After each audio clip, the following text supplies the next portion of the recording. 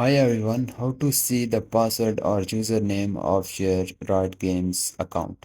So this is very simple. First, you just need to open up your any browser and just search for the Riot Games on the Google. And now open up the first website of the Riot Games.